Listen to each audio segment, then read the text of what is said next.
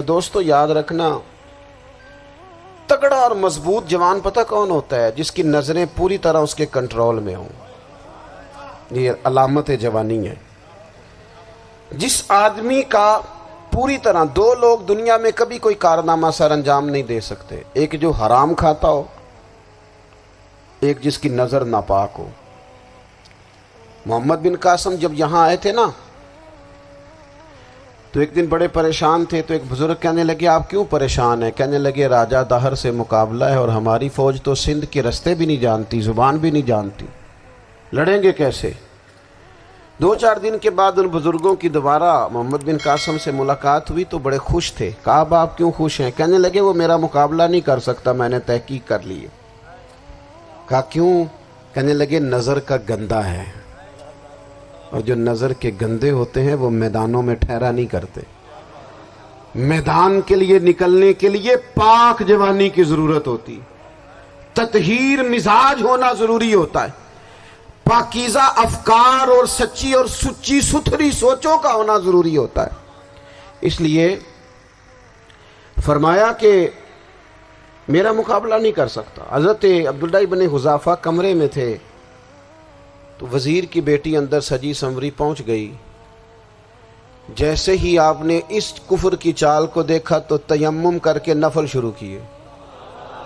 وہ ساری رات بیٹھی رہی، رب کا بندہ ساری رات عبادت کرتا رہا۔ عبادت بڑا سہارا ہے، مصلی بڑا سہارا ہے اللہ کے بندوں۔ صبح دروازہ کھولا، وزیر نے اپنی بچی سے پوچھنا چاہتا تھا رزلٹ کیا نکلا، تو وہ کہنے لگی پیچھے ہٹ جا، اب تیرا میرا تعلق کوئی نہیں، میں نے نبی پاک کا کلمہ پڑھ لیا۔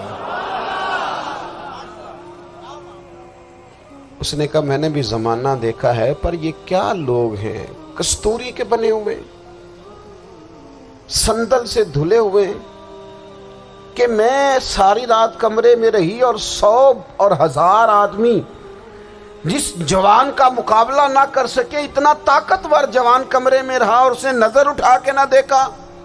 او کچا رنگے للاری والا جڑا چڑھدا تے لیندا رہندا ہے، اے عشق تیرے دا رنگ محمد چڑھیا پھر نہیں لیندا۔ میں کہا ایک دفعہ نظر اٹھا کے نہیں دیکھا، کمال ہو گئی۔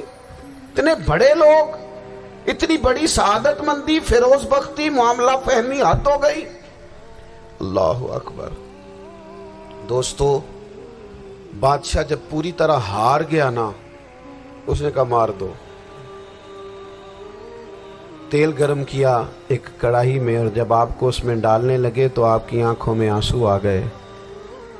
بادشاہ کا خیال ہوا شاید نرم ہو گئے ہیں، کہنے لگا روئے کیوں؟ فرمانے لگے سوچتا ہوں جان ہی ایک ہے، کتنا مزہ ہے اس کی راہ میں جان دینے کا، کتنی لذت ہے اس کے نام پر مرنے میں، کتنا لطف ہے۔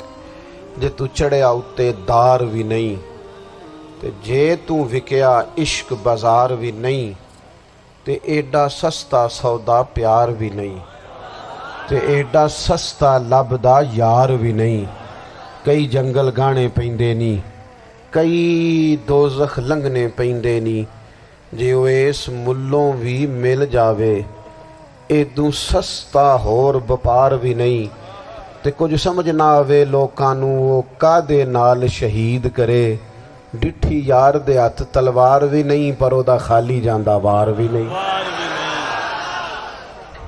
کہنے لگے ایک جان ہے نا، تو دل کرتا ہے ہزاروں ہوتی تو ایک ایک کر کے محبوب کے نام پہ قربان کرتا، جب میرے پاس ہے ہی ایک، کروں کیا؟ حضرت عبداللہ ابن حذافہ رضی اللہ تعالیٰ عنہ جب روئے اور بادشاہ نے یہ بات سنی، تو بادشاہ اٹھ کے کھڑا ہو گیا، سارے وزیروں مشیروں کو کہنے لگا تم نے کہا تھا نا بندہ ضائع کرنے والا نہیں، یہ بھی ضائع کرنے والا نہیں۔ کہنے لگا میرا ماتھا چومو، تم جیسے لوگوں کو قتل نہیں کرنا چاہیے، آزاد کرنا چاہیے۔ عزیز اپنی زندگی سے نا یہ بہت زیادہ ہرس، ہوس، طمع، اور یہ کسی بات کی بھی ہو، ہرس صرف پیسوں کی نہیں ہوتی ہے، شہرت کی بھی ہوتی ہے، یہ بیماری انسان کو اقتدار کی بھی ہوتی ہے، تعریف کی بھی بیماری ہوتی ہے، یہ سارے نقص ہوتے ہیں لوگوں کو، اور معاذ اللہ بعض جبوں کبوں کے اندر بھی ہوتے ہیں، وہاں بھی پنپتے ہیں۔ اپنی زندگی جب تک اس سادگی میں نہیں لاؤ گے جو رسول پاک نے عطا فرمائی ہے، جب لوگ آسانیوں میں پوری طرح الجھ گئے تو پھر وہ دور ہوئے اور کفر چڑھ گیا۔ دوسری بات، اللہ کے محبوب صلی اللہ تعالی علیہ وسلم کی محبت ہم سے تقاضا کرتی ہے کہ ہم اس مشن کے لیے کام کریں جس مشن کے لیے رسول پاک نے کام فرمایا ہے۔ ہم سارے کام بڑے مضبوطی سے، سوچ سمجھ کے، تدبر سے، حکمت سے، تقاضوں کو مد نظر رکھتے ہوئے کرتے ہیں سارے کام۔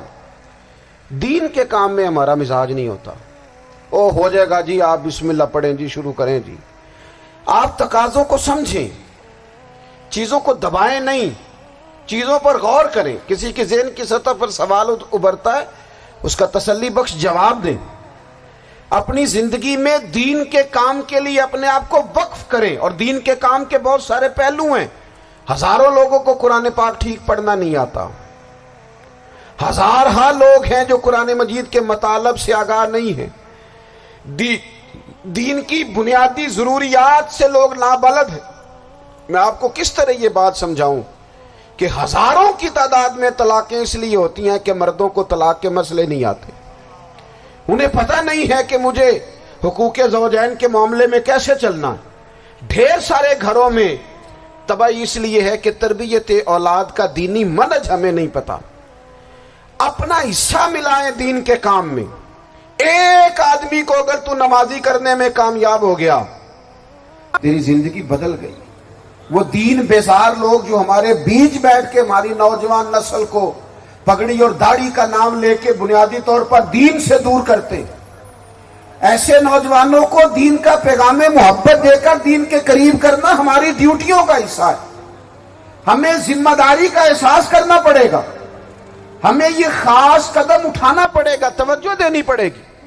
مساجد، مدارس، میں آپ سے عرض کروں، اتنی ڈٹ کے مخالفت ہوتی ہے نا مدرسوں کی، اتنی ڈٹ کے۔ میں ادارہ چلاتا ہوں، اس کے چلانے میں جو مشکلات ہیں وہ تو ہم بتا نہیں سکتے آپ کو، اس لیے کہ میری قوم، میرا اس قوم سے تعلق ہے جو نعت خواں امیر کرنا چاہتی ہے، مدرسے نہیں۔ ہاں، نقیب خطیب پیدا کرنا چاہتی ہے، شعر و شاعری کی زندگی کو پروان چڑھانا چاہتی ہے۔ فقط ہمارا ان لوگوں سے تعلق ہے جو لاکھوں کروڑوں روپیہ محافل پہ لگائیں گے، اور قاری صاحب بیچارے اگر مسجد کا کوئی ہونے والا کام کسی وقت بتا دیں گے تو وہ بڑی مشکل آ جائے گی ان کے لیے۔ یہ کیسے ہو سکتا ہے، آپ نے یہ ڈیوٹی بتا دی؟ مدارس اور جتنا اہم رول دین کو پھیلانے میں مدارس اسلامیہ کا ہے، اتنی زبردست، لوگوں کا خیال ہوتا ہے میری طرح کے لوگ شاید کام کرتے ہیں، ڈیوٹی کرتے ہیں۔ یہ 10-15 لوگ آپ کو نظر آتے ہیں جو آپ کو کہیں میڈیا پر یا ادھر ادھر ڈیوٹی کرتے، مخلص لوگ اپنی جگہ پہ، وہ بھی بڑا ہی کام کر رہے ہیں، جو میڈیا پہ آ کے بھی اخلاص سے اور درد دل سے کو دین کی، ان کی بھی کسی بات کی حوصلہ شکنی نہیں۔ لیکن ہزارہ اساتذہ جو مدارس میں بیٹھ کے پڑھاتے ہیں، جنہوں نے وہ سارے لوگ تیار، آپ سمجھ نہیں سکتے کتنا بڑا کام۔ حفظ کا استاد جو ہوتا ہے نا، اس کی ڈیوٹی 24 گھنٹے ہوتی ہے، فجر سے پہلے، اور اس نے بچوں کو اٹھانا ہے۔ تنخواہ تو ہم انہیں دینا نہیں نہ چاہتے جی، تنخواہ نہیں دئی دی انہوں نے، ہمیں مولوی امیر نہ ہو جانا۔ مولوی نو تے سوٹ بھی 27ویں والی رات دے ہے تاکہ کدھر سوان کے عید والے دن پا نہ لوے، چونکہ 27ویں تو بعد تے درزی پھڑتا ہی کوئی نہیں، کیوں حضرت؟ ایسا ہی ہے نا، اس وقت تو نہیں نہ لیتا۔ تو ہم چاہتے ہیں مولوی ہماری مرضی کے ہماری طرح کا سوٹ نہ پہن لے۔